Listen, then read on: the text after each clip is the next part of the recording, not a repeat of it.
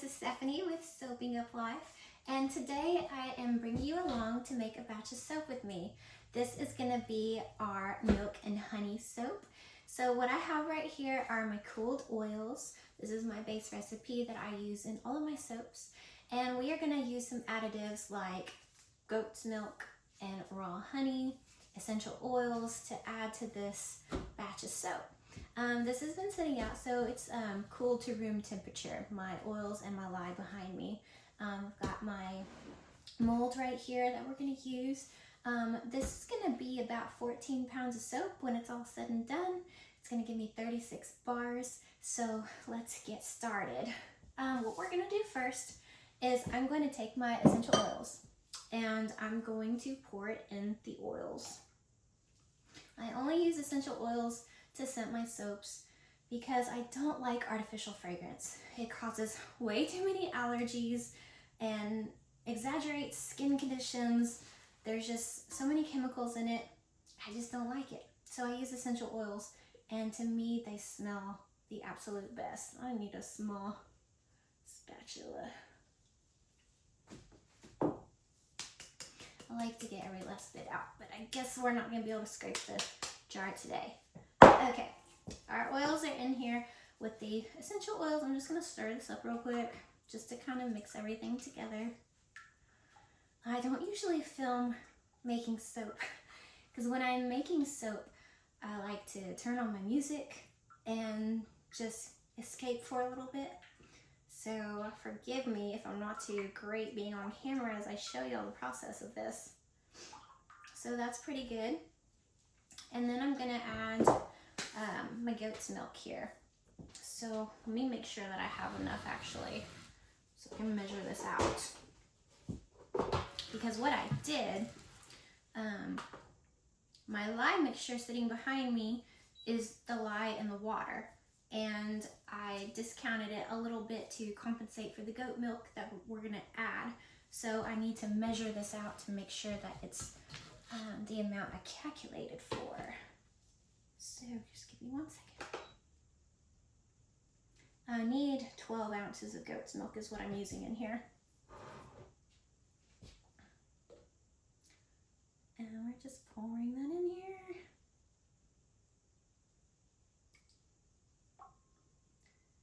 We're up to 11.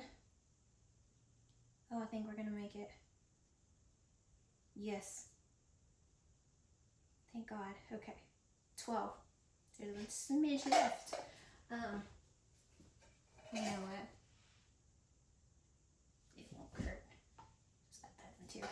It's just a tiny bit. Okay, so now that our milk is in here, I'm gonna use my immersion blender and give this a mix real quick. Probably better if I take it off the scale first. Alright, so I'm just going to mix this up really good. I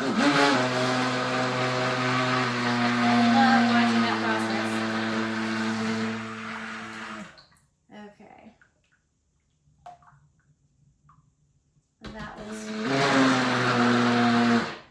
That looks pretty dang good. So the thing about using milk in soap and honey or any kind of puree, they have natural sugars. And when soap is becoming soap, all these oils, when they're saponifying and mixing with the lye and becoming soap, it heats up rapidly. It causes a lot of heat within the mold. And when you have added sugars, it heats even more. So you got to be really careful that you don't use too much and that you soap really cool so that when it does heat up, you're not going to have like a volcano soap or a big mess going on. And so now that we've got the essential oils in here with the milk, we're going to add the lye. I'm going to put on my glasses here. And let me just grab that lye real quick.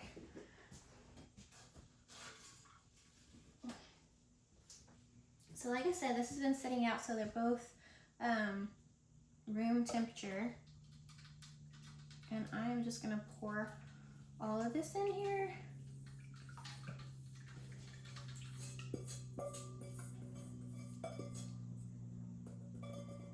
Okay.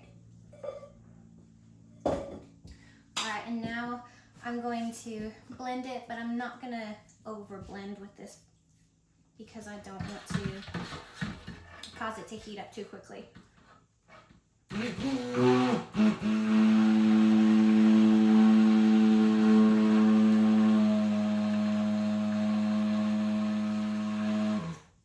Alright, so see the color changing here? It's because of the milk. Milk does have a tendency to darken things a little bit. Anytime you use something with vanilla in it, especially if you use fragrance oils that are really sweet and they have vanilla added to it, you have to be careful because they could turn your soap brown just from that sweet little content of it. Okay, so I'm really happy with this. It smells incredible. My essential oil blend is a new blend that I've been using lately and I love it. It's got rosemary and lavender and peppermint in it, and so it smells minty and fresh and herbal. It's so uplifting and it's so relaxing, and I think it's going to pair perfect with this honey soap. So now that we've got this to a thin trace, I'm going to add the honey. And what I do is I use a teaspoon of honey per pound of my oils. So that equates to 3 tablespoons here, and I've mixed it with some water so that it's runny, because you want the honey to disperse throughout the soap. You don't want to just glob it in there. It's not going to mix well. So this is going to heat up, so we're going to have to work fast now since we're going to add this. But I'm just going to get every little last bit out that I can. Honey is a humectant. It draws moisture to the skin. And it's really good if you need some added moisture or if you have any kind of skin condition, because it is just going to bring a lot of healing to that skin barrier. So I'm going to mix this. You can see it's starting to thicken up already. I better not blend it too much. Let's just stir it.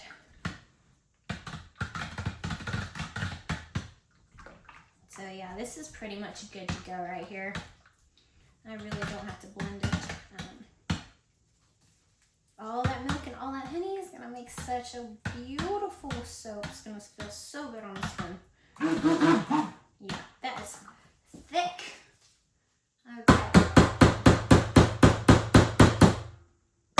I'm gonna take my mold here and we are gonna pour this in.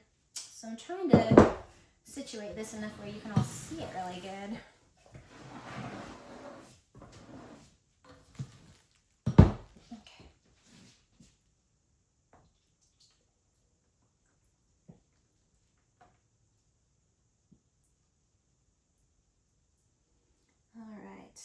Oh, good. Okay, so I marked this mold to fill to just a certain line here, and it looks like we have a little bit extra.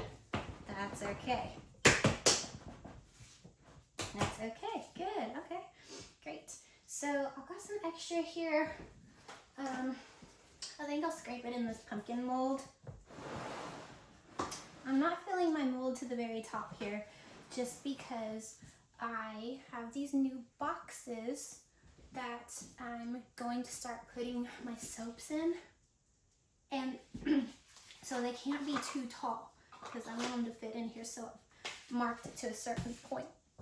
I tried to measure it out the best I could, but we wind up with a little extra. So in that case, I'm just going to grab a mold that I have handy because I don't want to waste this soap and put it in here. These are little pumpkins.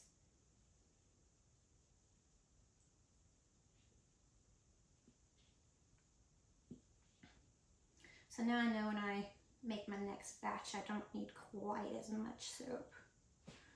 But sometimes when you use additives, like if you use oats, it's going to add to that soap batter content. So you'll probably have a little extra if you try to use additives. But all right, so our soap is right here. Let me just do this. I saw some honey there that didn't get mixed all the way. Okay. All right, now what we're gonna do, since this is a honey soap, I thought it would be cute to add a honeycomb pattern to the top of it. And while there are silicone molds available that you could use, I do it the old-fashioned, cheap, affordable way with this. So I cut a section out here, and I'm just gonna lay it on top. And then I'm going to press it down. And this is the fun part of making soap, when you get to do stuff like this. And it's really warm to the touch too. All that honey and all that milk is turning into some lovely soap. But what I like to do is just go through and just make sure it's all pressed down. Give it a little pat. And there we have it. A nice honeycomb soap. This is gonna sit overnight so that it can saponify, turn to soap, so that it can firm up. And then we're gonna take it out of the mold and cut it. We're gonna peel this back, and we're gonna have a lovely honeycomb pattern on the top of our soap bars. So stay tuned. Thanks for joining me today with this lovely soap making edition. Bye.